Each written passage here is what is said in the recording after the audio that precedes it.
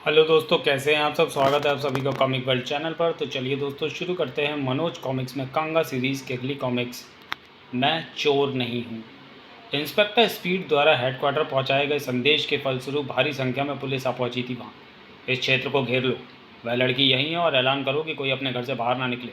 Inspector speed अपना हर काम speed से करता है, और तब तो मरकरी बल्ब के समान चमकने लगी उसकी आंखें जब, साहब, ये नंबर प्लेट यहाँ झाड़ियों में पड़ी थी। ये तो उसी चोरी की गई मारुति 1000 गाड़ी की नंबर प्लेट है। इंस्पेक्टर स्पीड की निगाहें जा टिकी उस इमारत के पिछवाड़े पर। ये तो कोई गैरेज है, तो क्या बैंक रॉबरी का केस सॉल्व होने वाला है। और ये वो पल था जब बॉबी की निगाहें स्थिर थी कांगा पर। पुलिस, वही लड़की। ओह! बॉबी को एक तरफ धक्का देकर भागी कांगा। उफ का! लेकिन सामने थी पूरी पुलिस फोर्स। रुक जाओ वरना गोली चला देंगे। ज़बरदस्त रफ्तार के साथ पटरियों पर फिसली आ रही थी सुपरफास्ट एक्सप्रेस। मैं अमीर बनना चाहता हूँ, अमीर बनना चाहता हूँ मैं। पा वो रेल की दीवार हमारे आगे खड़ी करके भाग जाना चाहता है। उफ! मगर ये प्रयास उसे महंगा पड़ेगा। गाइस, आई थिंक इसमें कुछ पेजेस गायब हैं, क्योंकि 30 के बाद सीधे आया है 33। उस दौलत की कीमत अदा करनी पड़ी उसे अपनी जान देकर। पा आ और अंतिम सांस भरने से पूर्व विभू के होठों पर थे ये चंद शब्द। मेरा दोस्त बॉबी निर्दोष है इंस्पेक्टर, उसकी बीमारी का लाभ उठाकर मैंने। और इतने शब्द इंस्पेक्टर स्पीड को बॉबी के निर्दोष होने की सारी कहानी समझाने के लिए काफ़ी थी।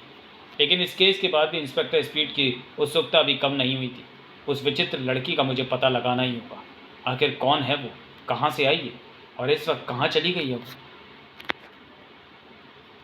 तो दोस्तों, ये कहानी तो यहीं पे समाप्त होती है। इसके आगे एक और कॉमिक्स है जिसका नाम है पापा के हत्यारे। लेखक तिलक की एक मासूम रचना। एक मासूम बच्चा बबलू अपने पापा के हत्यारों से घिर गया था। क्या हुआ फिर उसका, कैसे बचा वो इन हत्यारों से। विशेष नोट: पाठक कृपया ध्यान दें, कांगा का कोई भी कॉमिक पार्ट्स में प्रकाशित नहीं होगा। कांगा के विषय में जानकारी नए पाठकों के लिए दी जा रही है। कागलोक के सभी काग नागरिक कौओं का वेश धरकर धरती पर अपने जल की आवश्यकता पूरी करने के लिए पहुंचते हैं, क्योंकि कागलोक में जल नहीं है। पृथ्वी से उड़ान भरते समय दुर्भाग्य से एक कौआ एक अजगर की चपेट में आ जाता है और वो अपने आप को बचाने के लिए एक सुंदर युवती में परिवर्तित हो जाता है। वह कौआ युवती होती है कागलोक की राजकुमारी कांगा, जिसके गायब हो जाने से संपूर्ण नागलोक में मुर्दनी छा जाती है। तब कागलोक से चलता है कुंगूर, जिसे कागा को खोज कर वस्तु स्थिति से अवगत कराना था, क्योंकि कागलोक के नियम के मुताबिक पृथ्वी पर मानव रूप में परिवर्तित होने वाले कौए को दोबारा कागलोक में प्रवेश की अनुमति नहीं मिल सकती थी। इधर पृथ्वी पर असहाय कांगा का सामना होता है गोगा भोगा नामक दो शिकारियों से, जो उसे धोखे से पकड़कर एक सर्कस कंपनी के मालिक बादशाह को बेच देते हैं। कांगा की खोज में पृथ्वी पर भटकता कुंगूर कांगा को खतरे में देख अनहोनी कौआ फौज का गठन करता है और उसे बादशाह की कैद से छुड़ा लेता है। कुंगूर कांगा को लेकर जंगल में पहुंचता है और उसे वस्तु स्थिति से अवगत कराकर वापस कागलोक लौट जाता है, और असहाय कांगा स्वयं को आने वाले खतरों से निपटने के लिए तैयार कर लेती है। फिर एक घटना में गोलियों से उसका एक पंख क्षतिग्रस्त होता है, जिससे अब वह निरंतर उड़ने में अक्षम हो गई है और केवल एक लंबी छलांग लगा सकती है। विशेष नोट: कांगा के विषय में विस्तृत जानकारी पाने के लिए कांगा सीरीज़ की 2 शानदार चित्रकथाएं पढ़ी जा सकती हैं, कौआ और मैं चोर नहीं हूँ। अब प्रस्तुत है पापा के हत्यारे। तुम्हारा कसूर यह है मिस्टर गोविंद कि तुमने हमारे पाप का भांडाफोड़ सीधे हमारी आंखों के सामने किया। खतरनाक मुस्कान नृत्य कर उठी थी उस शख्स के होठों पर, और हम ये कभी नहीं चाहेंगे कि तुम हमारे करोड़ों के बिजनेस की इमारत एक झटके में तराशाई कर दो। इसलिए अब तुम्हारा खत्म हो जाना हमारी सेहत के लिए बहुत आवश्यक है। मेरी आंखों से ज़िंदगी छीन कर तुम अपने जुर्म को छुपा नहीं सकोगे डॉबर्ट सेठ। जुर्म को देखने वाला कई और जिंदा आंखें तुम्हारे गुनाहों को दुनिया के सामने बेनकाब कर देंगी। याद रखना डॉबर सेठ, मेरी ये बात याद रखना। हर उस जिंदा आंख को मौत के अंधेरे में गुम करना डॉबर सेठ को अच्छी तरह आता है मिस्टर गोविंद। पापा! बबलू, ये तो गोविंद का बेटा है डॉबर सेठ। उस आवाज़ को सुनकर ज़बरदस्त ढंग से उछल पड़े बच्चे के पापा के हत्यारे। पुनः कठोर हो गया डॉबर सेठ का चेहरा। मौत का शोला उगला पिस्तौल ने। इसने हमें देख लिया, इसकी ज़िंदगी हमारी मौत बन सकती है। मगर कहते हैं ना, जाखोर आगे साइयाँ मार सके ना कोई। उफ, दरिंदे! पापा! स्प्रिंग की तरह उछला वह जिस्म और झूलता चला गया उस हुक पर। बच्चे किसी के दुश्मन नहीं होते, यह बात कांगा अच्छी तरह से जानती है। दरिंदे! था! पलक झपकते ही बाहर आ गए शेष गुंडों के हथियार। ये लड़की कहाँ से आ गई? काट डालो इसे भी। नए पाठकों के लिए कांगा पृथ्वी लोक की भाषा बोलने समझने में असमर्थ है। केवल पाठकों की सुविधा के लिए यहाँ उसकी भाषा का हिंदी रूपांतर दिया गया है। सतर्क थी कांगा। शैतानों, पृथ्वी पर पहुंचने के बाद मैं ये समझ चुकी हूँ कि अपनी रक्षा मुझे स्वयं ही करनी होगी। कांगा के सामने अपनी और उस बच्चे की ज़िंदगी का प्रश्न था। तुम जैसे ही कुछ शैतानों से यह युद्ध कला सीखी है मैंने। फड़ाक! उफ! आह! आज तुम्हें तुम्हारे ही वारों का मज़ा चखाना होगा। मैं तो यहाँ भोजन की गंध पाकर पहुंची थी, किंतु नहीं जानती थी कि यहाँ तुम जैसे दरिंदे भी मौजूद हैं। कहाँ कहाँ? रंगा बिल्ला से लड़ती हुई सांवली युवती के कंठ से निकलती काँव काँव की ध्वनि पर आश्चर्यचकित होता डॉबर सेठ अपनी पिस्तौल उठा रहा था। यह कौवे की तरह आवाज़ें क्यों निकाल रही है? डॉबर सेठ के हाथ में चमकती पिस्तौल को देखकर अब वहाँ अधिक समय तक रुकना श्रेयस्कर न समझा कांगा ने। मैं कोई कुशल लड़ाकी नहीं हूँ और ये सब मैंने अपने बचाव के लिए किया है। अब मुझे इस बच्चे के साथ टांग यहाँ से निकल जाना चाहिए। डॉबर सेठ की आंखों ने उस नज़ारे को देखे जाने की उम्मीद तो शायद सपने में भी न की थी। उड़ने वाली लड़की? मैंने कोई सपना देखा क्या? अब क्या होगा डॉबर सेठ? वह लड़की उस बच्चे को ले गई है। मुझसे सवाल करने में समय नष्ट मत करो मूर्ख। उस लड़की के पीछे जाओ। मुझे उस बच्चे की मौत चाहिए। जल्दी जाओ। इंस्पेक्टर स्पीड, जिसके प्रत्येक काम में स्पीड होती है। स्पीड यानी गति। तेज़ तेज़ कदमों के साथ इंस्पेक्टर स्पीड ने डॉबर सेठ की फैक्ट्री के गोदाम में प्रवेश किया था। हेलो मिस्टर डॉबर्स, आपने ही मुझे फ़ोन किया था? यस इंस्पेक्टर स्पीड, आइए, मैं आपका ही इंतज़ार कर रहा था। ये हैं वो डिब्बे जिनका भेद खुल जाने पर हमारे गोदाम इंचार्ज मिस्टर गोविंद पकड़े जाने के भय से यहाँ से फरार हो गए। ओह, लेकिन आपके हाथ से बहता ये खून? उस शैतान ने मुझ पर चाकू से हमला किया था क्योंकि मैंने उसे पकड़ने की कोशिश की थी। इसमें तो ब्राउन शुगर भरी है। हाँ इंस्पेक्टर स्पीड, यह काम वो फैक्ट्री में रहकर नहीं कर सकता था। ज़रूर वो गुप्त रूप से अपने घर पर यह सब करता होगा। कुछ देर बाद गोविंद के घर की तलाशी का सर्च वारंट था इंस्पेक्टर स्पीड के पास, जिसके आधार पर किसी भी परिस्थिति में घर की तलाशी लेने का अधिकार उसे मिला हुआ था। मुख्य द्वार पर ताला लगा, इसका मतलब घर पर कोई नहीं है। इंस्पेक्टर स्पीड के आदेश पर सिपाही पूरे घर की तलाशी में जुट गए। तलाशी लो पूरे घर की, विशेष रूप से उन डिब्बों को ढूंढो जिन पर फ्रोज़न मीट एक्सपोर्ट की मोहर लगी हो। जल्दी ही सफलता इंस्पेक्टर स्पीड के कदमों में थी। साहब ये देखिए, इन डिब्बों में ब्राउन शुगर भरी है। डॉबर सेठ का कहना ठीक था। फ्रोज़न मीट एक्सपोर्ट की आड़ में गोविंद ड्रग्स स्मगल कर रहा था। गोविंद का ये काला धंधा कितनी तेज़ी से और कैसे फल फूल रहा था, मुझे अब ये पता लगाना होगा। बाहर जाने को तत्पर दरवाजे की ओर बढ़ता इंस्पेक्टर स्पीड एकाएक ठटक कर रुक गया था। तुम्हारी तस्वीर तो मैंने अंदर दीवार पर टंगी देखी है। तुम मिस्टर गोविंद के बेटे हो? पुलिस को देखकर भय से सिकुड़ गई थी मासूम की आंखें। पापा के कहे वे शब्द एकाएक उसके बाल सुलभ मस्तिष्क में कौन गए थे। बबलू, जल्दी से ये दूध फिनिश करो वरना मैं तुम्हें अभी पुलिस को दे दूंगा। पापा, पुलिस भूत वाली कोठरी में बंद करके डंडे मारती है ना? हाँ, जो बच्चे शैतानी करते हैं, समय पर अपना काम नहीं करते, उनके साथ पुलिस यही करती है। पापा, पुलिस गंदी होती है ना? ओफो, अब जल्दी से दूध ख़त्म करो, अभी होमवर्क भी कंप्लीट करना है। उफ, ये आजकल के स्कूलों की पढ़ाई भी मुसीबत हो गई है। बबलू को सोचो के बबर से बाहर खींचा था इंस्पेक्टर स्पीड के स्पर्श ने। क्या नाम है तुम्हारा बेटे? पप्पा, मेरे पप्पा। ये मुझे देखकर घबरा रहा है। क्या हुआ तुम्हारे पप्पा को? कहाँ है तुम्हारे पप्पा? नहीं, मुझे जाने दो, मुझे छोड़ दो, पुलिस गंदी होती है। डरो नहीं, हम तो चोरों और लुटेरों को पकड़ते हैं। तुम तो अच्छे बच्चे हो, हम तुम्हें कुछ नहीं कहेंगे। बताओ कहाँ है तुम्हारे पप्पा? नहीं, मुझे नहीं पता। पप्पा पप्पा। अरे सुनो तो। एकाएक ही चेहू पड़ा इंस्पेक्टर स्पीड। ये क्या? बस्ते पर ये जलने का निशान, और छेद कैसा है? सारी किताबें फर्श पर पलट दी उसने। ओह, इस पर तो गोली चलाई गई है, पर गोली चलाई किसने? अचानक एक विचार के आते ही उछलकर बाहर को लपका था इंस्पेक्टर स्पीड। बच्चे को स्कूल से घर कौन छोड़ कर गया है? कोई नहीं साहब, ये तो अकेले ही पहुंचा है। इतना छोटा बच्चा स्कूल से अकेले घर नहीं आ सकता। हवलदार किशन सिंह और लाला राम, तुम दोनों यहीं रोकोगे। अगर मिस्टर गोविंद यहाँ आए तो उन्हें तुरंत गिरफ्तार करके मुझे इन्फॉर्म करना है, और इस बच्चे पर भी कड़ी निगरानी रखनी है, समझे? जी साहब। इसके बाद वहाँ अधिक देर नहीं रुका था इंस्पेक्टर स्पीड, और सहमा हुआ बबलू उस रात बिल्कुल अकेला था। उसकी खामोशी व सूनी निगाहों को शायद अपने पापा की प्रतीक्षा थी। एकाएक बुरी तरह सिहर उठा बबलू ये आवाज़ सुनकर, म्याऊं, बिल्ली। लेकिन आज उसे पापा की वो ममता भरी गोद कहीं ना मिली। उसे उसकी पुकार पर उसे अपने में समेट लेती थी। पप्पा जल्दी आओ, बिल्ली। इसी पल खिड़की पर उभरी एक चिर परिचित आवाज़, काव काव। कमरे में प्रवेश करती कौआ युवती कांगा को देख खुशी से चीख उठा बबलू।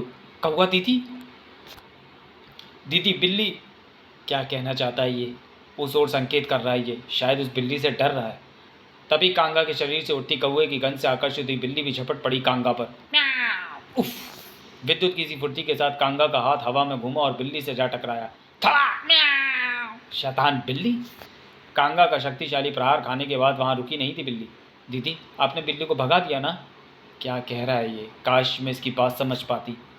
कांगा ने प्यार भरा स्पर्श देखा उसके बालों में तो अपनी मासूम सी आवाज़ में कह उठा बबलू, आओ ना दीदी, मुझे भूख लगी है।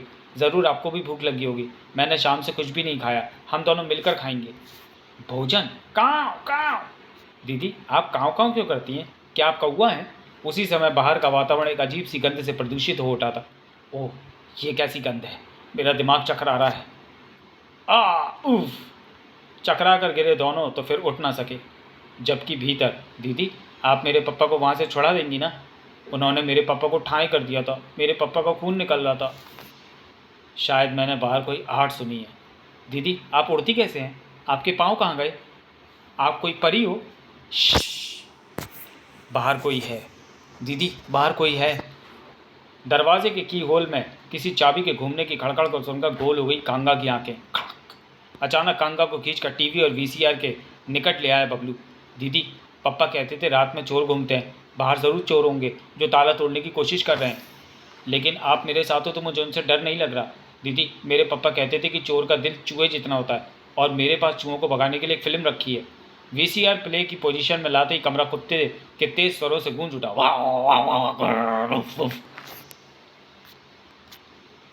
आतंक से उछल पड़ी कांगा को उस समय अपनी रक्षा का केवल यही शस्त्र दिखाई दिया। काव! शैतान कुत्ते का! दीदी! इसी पल भड़ाक से खुल गया दरवाज़ा और ओह, यहाँ तो हमारी दूसरी दुश्मन भी मौजूद है रंगा, उड़ने वाली विस्मयकारी चीज़। बिल्ला के हाथ से छूटकर हवा में सनसनाई एक पतली मगर मजबूत लोहे की तार से बंधी वह मौत। इसकी गर्दन तो मैं ही काटूंगा, क्योंकि इसने मेरी गर्दन को बकरा टांगने वाले हुक से घायल किया था। जबरदस्त फुर्ती का परिचय देते हुए कांगा ने वह स्टूल उठाकर अपने आगे कर लिया। खटाक! बिल्ला के हाथ से पुनः मौत सरसराई। खटाक! तेरे छोटे छोटे टुकड़े करके टॉपर सेट के कदमों में डाल दूंगा शैतान की खाला। धरती पर गिरकर तड़पने लगी एक्वेरियम में कैद नन्ही व खूबसूरत रंगीन मछलियाँ। इन मछलियों की तरह ही तेरा भी अंग अंग तड़पेगा। काक! उफ! बाल बाल बची। इधर रंगा झपटा था बबलू पर। तेरी दीदी से तो बिल्ला निपट लेगा, तुझे मैं ठिकाने लगाता हूँ। दीदी! हवा में फड़फड़ाई कांगा और इसी के साथ गूंज उठी रंगा की चीख है। काक! बच्चे भगवान का रूप होते हैं और तेरे जैसे शैतान भगवान से टक्कर नहीं ले सकते। बिल्ला के हाथों से पुनः मौत सरसराई। उफ! ये तो संभलने का मौका ही नहीं दे रहा। साय!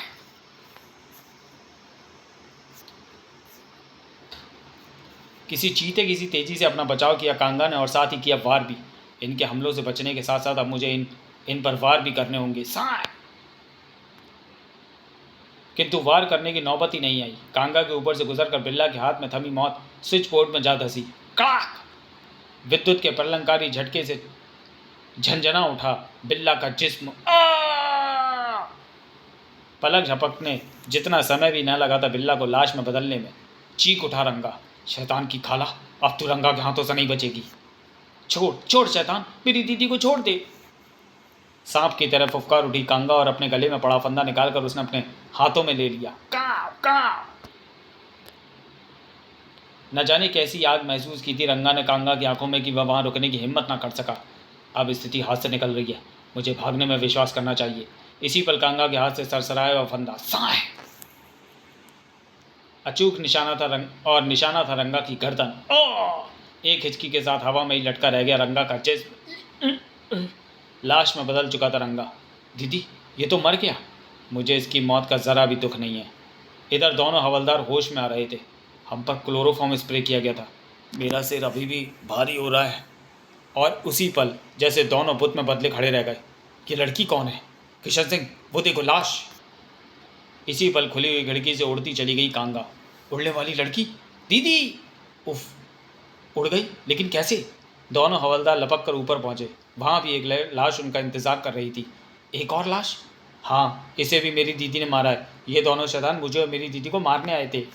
कुछ देर बाद वह सारा किस्सा सुनते हुए इंस्पेक्टर स्पीड की आंखें गोल होती चली गई। कौआ युवती, वह कौआ युवती ही थी, मगर वह यहाँ कैसे आई? और बबलू की दीदी कैसे बन गई?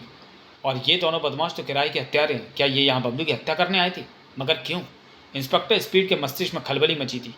बबलू का स्कूल उसके पापा गोविंद की कंपनी के सामने ही है, इसलिए स्कूल का चौकीदार रोज़ उसे वहीं छोड़ जाता था जहाँ से वो अपने पापा के साथ ही घर लौटता था। लेकिन कंपनी के चौकीदार का कहना है कि कल उसने बबलू को अंदर जाते तो देखा था, मगर बाहर निकलते हुए नहीं। इसका क्या मतलब हुआ? एक विचार उसके जहन में बिजली की भांति कौंधा। उफ, कहीं ऐसा तो नहीं है कि कंपनी में मिस्टर गोविंद की हत्या कर दी गई हो और बबलू ने हत्यारे को हत्या करते हुए देख लिया? ज़रूर यही बात होगी। तभी हत्यारे ने बबलू को भी ख़त्म कर देने की नीयत से उस पर गोली चलाई होगी, जो उसके बस्ते में रखी किताब में जा धंसी। इधर इंस्पेक्टर स्पीड के खाना रवाना होते ही बबलू के कक्ष में कांगा ने प्रवेश किया था। दीदी, तुम आ गई? मैं तुम्हारे बिना कितना अकेला था। कुछ देर मुझे वृक्ष पर ही छिपे रहना पड़ा। बबलू कांगा का हाथ थामे पिछवाड़े की ओर बढ़ा। हम अभी पापा के पास जाएंगे दीदी, और पिछले रास्ते से उड़कर जाएंगे। आप मुझे उठाकर उड़ सकती हैं ना? जैसे समझ गई थी कांगा उसकी भाषा। ये मुझे कहाँ ले जा रहा है? हम पापा को वहाँ से ले आएंगे ना दीदी? उधर इसी समय इंस्पेक्टर स्पीड डॉबर सेठ की अनुमति के बाद फ्रोज़न मीट एक्सपोर्ट की इमारत में अपने कार्य में व्यस्त था। खाल उतारने के बाद बकरों को यहीं पर टांगा जाता है। इंस्पेक्टर स्पीड के कार्यकलाप को देखते डॉबर सेठ के चेहरे पर शैतानी के से भाव थे। मुझे लगता है इस इंस्पेक्टर को शक हो गया है कि हमने गोविंद का खून कर डाला है। डॉबर सेठ, आप कहें तो हाँ, अब तो यही करना होगा। ये बम इंस्पेक्टर स्पीड की जीप में फिट कर दो, शेष मैं संभाल लूँगा। उधर इंस्पेक्टर स्पीड की इन्वेस्टिगेशन जारी थी। यहाँ बकरों का वध किया जाता है और उनके जिस्म से उनकी खालें अलग की जाती हैं, और ये वो कक्ष था जहाँ मांस को डिब्बों में बंद करने के बाद बोटियों में बदला जाता था। मुझे उम्मीद है कि हत्यारे ने कोई ना कोई भूल अवश्य की होगी। मैं उसकी भूल को सबूत बनाना चाहता हूँ। कूड़े के उस डिब्बे को फर्श पर पलटते ही उसे अपनी नाक पर रुमाल रख लेना पड़ा। अचानक कुछ देख भय से रोंगटे खड़े हो गए उसके, आंखें आतंक से फट सी पड़ी। तभी बिच्छू कांटे से उछल कर खड़ा हो गया इंस्पेक्टर स्पीड। क्यों इंस्पेक्टर स्पीड, कुछ मिला? कुछ नहीं, बहुत कुछ मिस्टर डाबर। मुझे वह सबूत मिल गया जिससे ये सिद्ध हो गया कि यहाँ गोविंद का कत्ल हुआ है। ये है वह सबूत जो तुम्हारी निश्चिंतता की कहानी कहता है। ये उंगली जो निश्चित रूप से बबलू के पापा की है। डॉबर सेठ, तुम हो बबलू के पापा के हत्यारे। तुमने उसके फरार हो जाने की झूठी कहानी पुलिस को भटकाने के लिए सुनाई थी। असल में फ्रोजन मीट एक्सपोर्ट की आड़ में ब्राउन शुगर की स्मगलिंग तुम स्वयं करते हो। मैंने केवल गोविंद के ही टुकड़ों को डिब्बा बंद करके समुद्र में नहीं फेंकवाया है। तुम्हारा भी हत्यारा हो सकता हूँ मैं। हा हा हा, तुम्हारे भी टुकड़े कर सकता हूँ मैं। अपना अपराध तो तुमने कबूल कर ही लिया डॉबर सेठ, और हत्यारे के रूप में तुम्हारी शनाख्त बबलू ही कर देगा। अब और बार नहीं, समझे मिस्टर डॉबर? और अब और होशियारी भी नहीं। उफ! अब तुझसे ये जानना है कि तूने गोविंद को क्यों मार डाला। तेरे इस प्रश्न का उत्तर तुझे मैं नहीं, मेरा ये शस्त्र देगा इंस्पेक्टर स्पीड। उफ! डॉबर सेठ ने फुर्ती के साथ डाली अब यांत्रिक मीट कटर। इंस्पेक्टर स्पीड, तू हमारे बारे में बहुत कुछ जान गया है, अतः तेरा खत्म हो जाना ज़रूरी है। इंस्पेक्टर स्पीड ने बड़ी फुर्ती के साथ डॉबर सेठ का वार बचाया था और कटता चला गया एयर कंडीशन के लिए लगा फ्रेयॉन गैस का वह पाइप। एयर कंडीशनिंग में प्रयोग होने वाली गैस फ्रेयॉन गैस ने डॉबर सेठ के जिस्म की रगों तक को जमा दिया था। इसी पल इंस्पेक्टर स्पीड की बाह में आ धंसा एक डांट। धड़धड़ाते हुए प्रवेश किया डॉबर सेठ के आदमियों ने। जल्दी करो, डॉबर सेठ को ताप दो, हरी अप। ठीक 1 घंटे पश्चात। डॉबर सेठ के चेहरे पर अत्यंत खतरनाक भाव थे। इंस्पेक्टर स्पीड, तुमने यहाँ अकेले आकर बहुत बड़ी भूल कर दी। यहाँ से तुम अब जिंदा नहीं निकल पाओगे, क्योंकि मेरे आदमी ने इस कोल्ड स्टोरेज को अत्यधिक ठंडे तापमान पर सेट कर दिया है, जिसकी वजह से केवल 15 मिनट में ही तुम्हारी रगों में दौड़ता हुआ लहू जम जाएगा। और bye inspector Speed, good luck. Inspector Speed बुरी तरह कांपने लगा था। ठंड के मारे दांत बजने लगे थे उसके। उफ, सचमुच लहू जम जाएगा मेरा। कपकपाहट थर्राट में बदल गई। इन बंदरों को तोड़ पाना असंभव है। बचने की कोई सूरत दिखाई नहीं पड़ी थी उसे। तभी द्वार पर कोई है, और भीतर जिस शख्स ने कदम रखा उसे देखकर हैरत से फैल गई उसकी आंखें। तुम? दीदी, यहाँ तो बहुत ठंड है, और यहाँ मेरे पापा भी नहीं हैं जिनकी तलाश में हम यहाँ आए हैं। उफ, यहाँ तो सच में लहू जमा देने वाली ठंड है। उस नेक इंसान की जान खतरे में है। उस चक्र वाले नाव को उल्टी दिशा में घुमा दो, ठंड कम हो जाएगी। क्या कह रहा है ये? बबलू फौरन चक्र की दिशा परिवर्तित करने में जुट गया और कांगा तेजी के साथ इंस्पेक्टर स्पीड के बंधन काटने लगी। ठंड कम करने के लिए मैं ये नॉब घुमाता हूँ।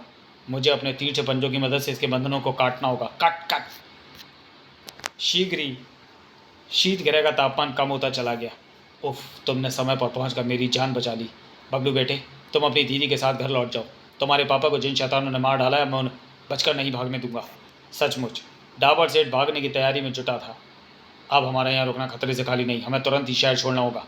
ड्राइवर ने कार को गति प्रदान की थी कि अचानक एक शक्तिशाली हाथ ने उसे बाहर खींच लिया। तुम में से कोई भी शहर नहीं छोड़ेगा डाबर सेठ के कुत्तों। गाइस, इसके लास्ट के कुछ पन्ने हैं नहीं, लेकिन ये तो समझ में आ रहा है कि इंस्पेक्टर स्पीड ने इन लोगों को पकड़ लिया है। तो चलिए दोस्तों, वीडियो को यहीं से समाप्त करते हैं और मिलते हैं कांगा सीरीज़ की अगली कॉमिक्स बम में। तब तक के लिए धन्यवाद।